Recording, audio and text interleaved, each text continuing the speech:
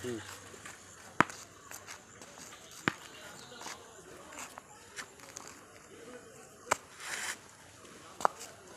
Exclusive viewers, আসসালামু আলাইকুম রহমতুল্লাহ। আমার হাতে দেখতে পাচ্ছেন একটা বল।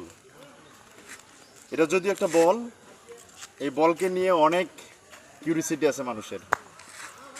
মানুষ যখন ফুটবল খেলে 22 জন প্লেয়ারের সমন্বয়ে একটা খেলা শুরু হয়।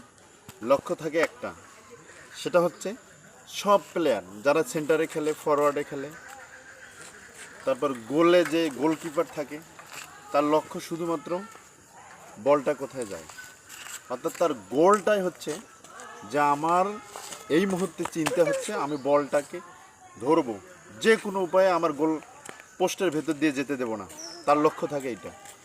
সুতরাং আমরা যদি সেই অদম্য ইচ্ছা শক্তি নিয়ে কাজ করি যে কোনো কাজ, তাহলে আমরা সেই কাজটাকে সফলতার চূড়ান্ত পর্যায়ে নিয়ে যেতে পারবো। শুধুমাত্র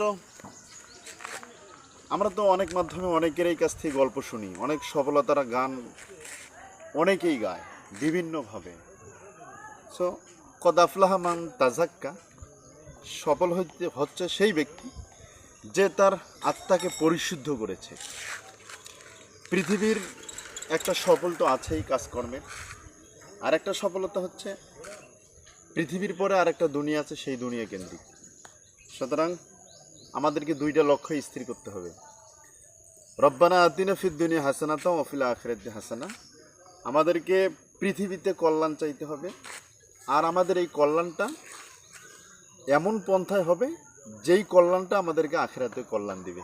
এটা হচ্ছে সফল কাম, তারাই সফল কাম হবে। আল্লাহ বলছেন যে কদ আফলাহা মান তাজাক্কা, তারাই সফল হবে যারা তাদের নিজের আত্মাকে পরিশুদ্ধ করতে পারছে।